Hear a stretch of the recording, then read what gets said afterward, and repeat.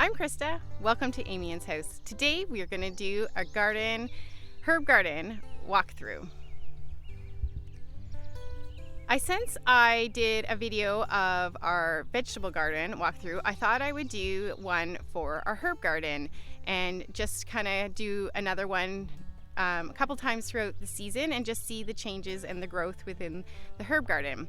This herb garden we started last year. It is a 40 by 40 herb garden, and I'm trying to build it like with a lot of structure of the form, but then have the plants be very loose, I guess, and big and overflowy.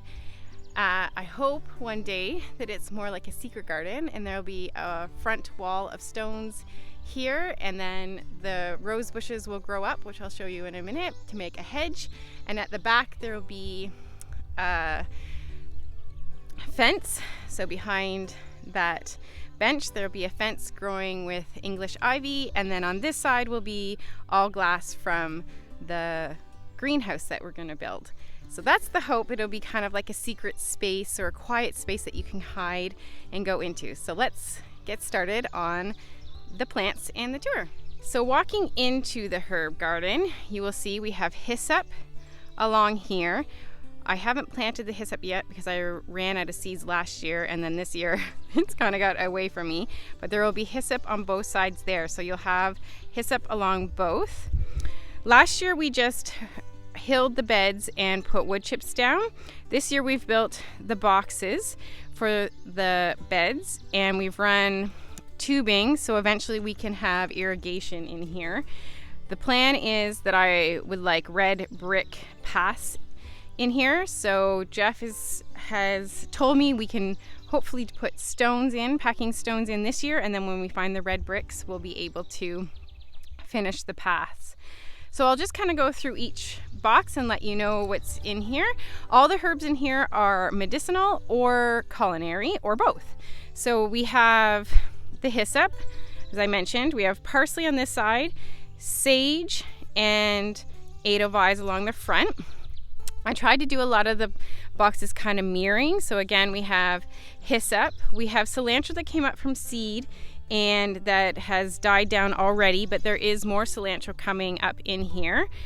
We had some poppies just come up randomly. I did not plant poppies, so we have some poppies just coming up. I don't know if those are actually medicinal. I haven't looked, but they came into the herb garden, so I've just let them stay. And on this side there's also sage, and there is the edelweiss in the front. Over here we have this big, monstrous, beautiful mugwort that is just taken over that whole box. Right on the edge here we have woodworm as well, which is really fun. So that whole box just has, that's a 6 by 6 box, and it has mugwort and woodworm, and that is it. And we've had some torrential rain, so if you can see, the mugwort has been beat up. There's a big hole in the middle. You'll see lots of the big plants that's happened too. On this side, the fourth box at the front here, this is all chamomile, and I planted some marshmallow root right in the middle. That is supposed to grow up really tall and big. I planted it late, so it's just starting. That's all those in there, and then it's going to have chamomile all around, which you see has already gone to flower, so I need to cut all those flower heads off. We've harvested already, but there's still that many more flowers, and then hopefully we'll get another round later in the summer. And then we have our thyme, which has flowered beautifully. So back to the center path again, passing the hyssop. We have 2 bushes of lavender, and I have just planted in all of these boxes more lavender. So you have lavender all along here. So each of these boxes have lavender. So they'll have lavender hedges growing next year, all like this one coming up. And so we'll have lavender all through the center there. This has holy basil or tulsi, depending on which way you want to call it. It's my absolute favorite herb for grounding and lifting at the exact same time. I do not like to drink holy basil tea, but I cannot get enough of just smelling it and having it in the house. So that's my favorite, one of my favorite herbs. So it's in the middle. And then my mother-in-law gave me this topiary lavender that looks beaten up from the rain, unfortunately.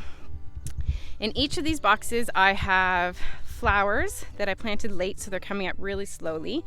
This one is Bert's Buttons. Then we have California Poppy in that one. We have Black Eyed Susan in that one, and then Calendula in this one. Over here we have Sweet Alyssum, which I just put in there to keep the weeds down. Same with both of those boxes. This one did a lot better with taking than that one. That one had mint in it last year, and the mint was hard to get rid of. So the Sweet Alyssum was fighting with the mint more than over here. In the 2 pots, we have rosemary, and then over here we have mint, skullcap, and more mint in those boxes. And then if I turn this way, we have in this box, we have, I'm not sure if I'm going to say this right, Spilithia. It is firefly food. So that's that if it ever gets high enough to flower. Excuse the weeds. And then I have lemon verbena. And then I've tried planting in here several times wild indigo. And I don't know what it looks like when it's coming up. So I'm not sure if these are weeds or if they are wild indigo. I'm waiting to see. And then I think, I'm not sure what that is either. I can't remember what I planted. I tried to plant violas up here in the front, but I don't think they took. So, and I don't think that is a viola. So I'm waiting to see what that is too. But it looks like I planted it, so I have to wait and see. And then in this one we have borage.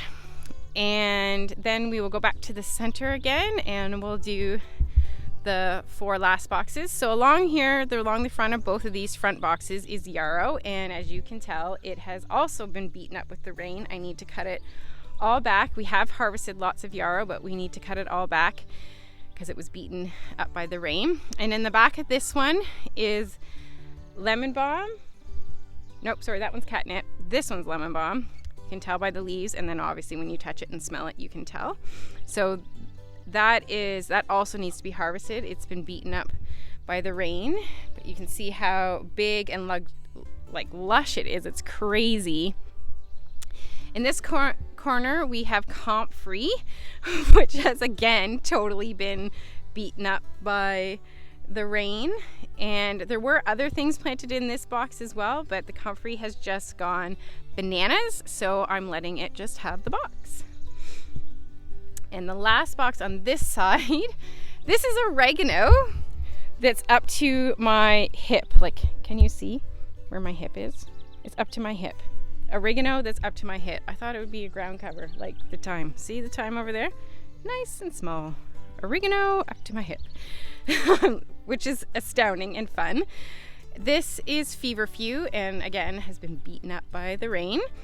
And we've harvested the flowers from the Feverfew already. And then back here I planted dill and I planted anise. So we'll see if those both come up. The dill is not going to be ready for my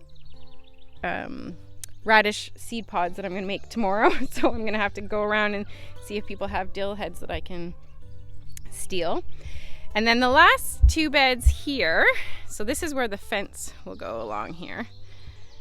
These 2 beds are echinacea. This is the more medicinal echinacea that you can see has also been beaten up by the rain and needs weeding. I haven't done these 2 beds yet, cleaned them up and gotten them ready. They haven't, as you can see, like they need filling with the compost. The plan was to have Augustifolia here, and if I say it right, I don't know how you say that one, over there. But as you can see, that one grows a heck of a lot taller than this one, and it's not, to me, going to look symmetrical enough. So I'm going to be moving the front row of this echinacea to the back row of this, so we'll have the back tall echinacea, and then put the Augustifolia along the front of this one and along the front of that one, so it won't be so overbearing. But look at this. I'm gonna wait till they all flower. Can you see how many flowers are in there? Like, it's amazing. So I'm gonna wait till it's flower and then I'll move them. And also then I'll have a path here, because between the 2 of them, you can't even tell that there's a path. And the very last bed that's in here is the rose bush. So we have the Buddha hiding there and some sweet alyssum. Again, I haven't built up the beds along here, but there's our little Buddha. And then along here are roses, and I planted the sweet alyssum underneath the roses so that I would have control over the weeds again, because last year the roses were so tiny that this was more weeds than roses. And so I'm like, okay, I'll put sweet alyssum and it'll be really pretty. And now the roses are huge and sending out suckers, and we're actually kind of starting to get a hedge, which is super exciting. And then again, the poppies just randomly showed up. None of these roses have flowered, so which is fine. I'm happy that they're just growing to be a hedge, and then we'll get flowers in hopefully a couple years. There you have it. There's the herb garden for the end of June 2021. We've done a lot. It's grown, it's changed. The plants are huge to my wildest dreams, and we still have lots to do, lots to change. So I'll keep following along and see how this progresses and how my dream comes to fruition. I hope you've enjoyed the video. Please press like if you did. Tell me your favorite herb. What herbs are you growing this year, if they're culinary or if they're medicinal? I would love to hear from you. Subscribe to our channel and let us know, or follow along while we do this homesteading crazy journey that we are on. I hope you take some time to simply breathe, especially in my favorite place, the herb garden. And I'll catch you on the next one.